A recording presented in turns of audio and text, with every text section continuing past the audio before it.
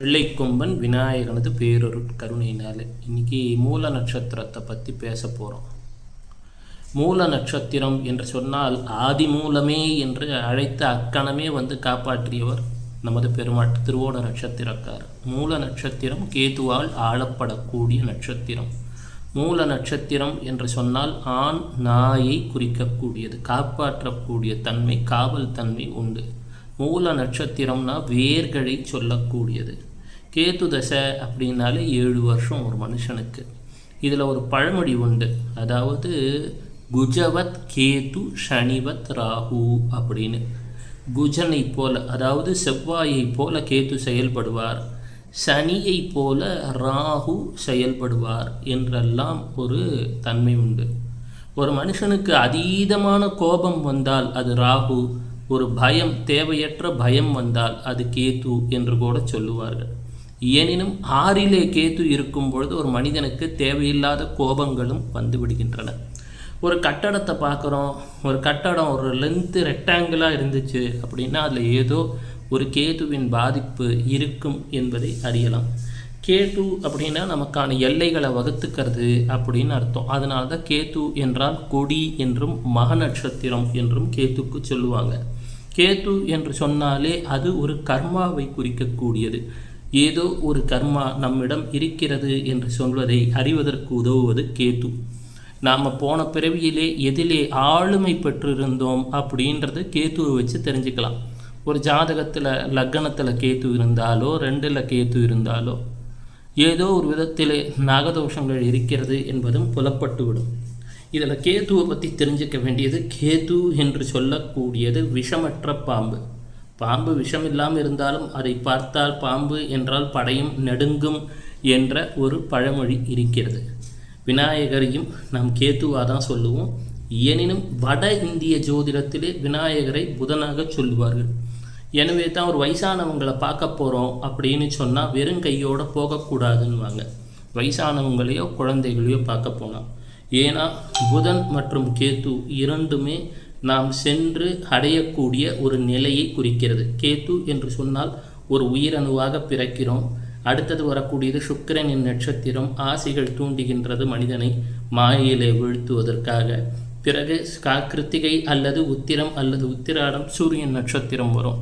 அவையெல்லாம் வெப்பம் என்றெல்லாம் சொல்லிவிட்டு ஒவ்வொரு கட்டமாக போயிட்டு கடைசியில் எங்கே போய் முடியும்னா புதன். குழந்தையை போல தவழத் துவங்கி விடுகிறோம். மனுஷனுக்கு காலில் நடக்க முடியாமல் குழந்தையை போல தவழத் தொடங்கி விடுகிறோம். எனவே தான் கேதுவும் புதனும் மிக மிக முக்கியமானவர்கள். இதிலே வால் உள்ள பிராணியெல்லாம் கேதுவின் அம்சம்தான். குறிப்பாக இந்த நாயெல்லாம் வந்து கேது என்றே நாம் எடுத்துக்கொள்ள வேண்டும். பூனை என்று சொன்னால் ராகுவை எடுத்துக்கொள்ள வேண்டும். அப்போ இந்த கேது கலியுகத்தில் எவ்வாறு இருக்கிறது அப்படின்னு சொன்னால், உடம்புல டியூபெல்லாம் சொருகிறாங்க, உடம்பு முடியலன்னா அதெல்லாம் கேது தான். வயிற்றில் குடல் இருக்குது, அதுவும் கேது தான். கேது என்று சொன்னால் ஞானியை குறிக்கக்கூடியது. ஞானிகள் அவ்வளவு எளிதாக புரிந்து கொள்ளக்கூடிய தன்மை படைத்தவர்கள் கிடையாது.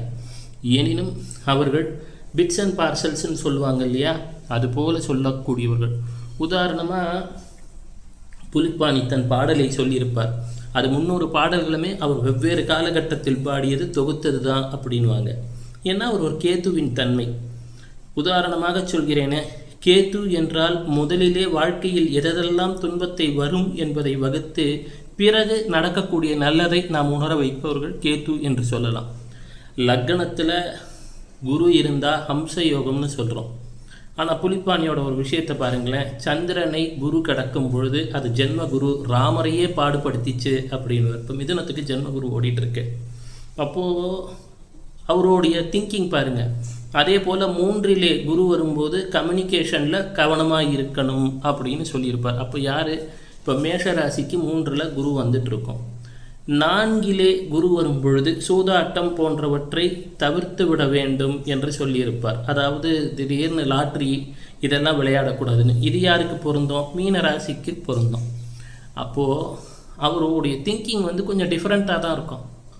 6லே குரு வரும் பொழுது சற்று உடல் நலனிலே கவனங்கள் தேவை.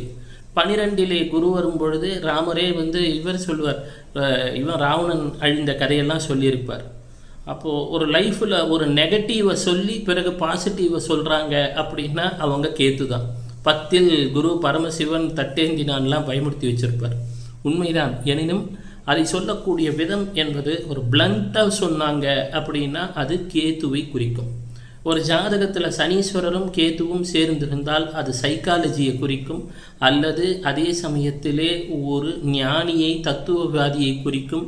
அதே சனீஸ்வரரும் கேத்துவும் சேர்ந்திருந்தால் ஒரு ஜாதகத்தில் அது இன்ஜினியரிங் படிப்புகளையும் குறிக்கக்கூடியது. எனினும் இதில் கவனிக்க வேண்டியது, எங்கெல்லாம் சனீஸ்வரர் இருக்கிறாரோ அந்த வீட்டிலிருந்து ஒரு 4வது வீட்டிலே ஒரு பாதிப்பை அவர் ஏற்படுத்தலாம் என்று அவர் கேத்துவிற்கு வரம் தந்திருப்பதில் தான் ஒரு கதை உண்டு. இதை யார் ஜோசிய புக்கிலலாம் சொல்லியிருக்க மாட்டான். உதாரணமாக ஒருவருக்கு 5ல் கேத்து இருக்கிறது. 5, 6, 7, 8. 8ஆம் இடம் என்பது ஆயுள் ஸ்தானம். சில சமயம் உயிருக்கு ஆபத்தான நிலைகள் வந்து கூட மீட்ட வைப்பார். ஃப்ளக்சுவேஷன் ஜாஸ்தி இருக்கும். எந்த வீட்டில் சனி இருக்கோ, சனீஸ்வரர் இருக்காரோ அதிலிருந்து 4வது வீட்டில். ஆனால் சனீஸ்வரருக்கு இருக்கிற பார்வையே 3, 7 மற்றும் 10 தான். ஆனால் அதுலேயும் கேத்து ஒரு எக்ஸப்ஷனாக அவர்கிட்ட வரத்தை வாங்கியிருப்பதாலாம் சொல்லுவாங்க. ஜோதிடத்திலே நாம் அறியாதவை எத்தனையோ இருக்கிறது. அந்த அறியாதவற்றையும் நம்மிடம் திரை போட்டு வைத்திருப்பவர் இந்த கேது தான். அதனால தான் ஒவ்வொரு தடவையும் விநாயகனை வழிபட வேண்டும்.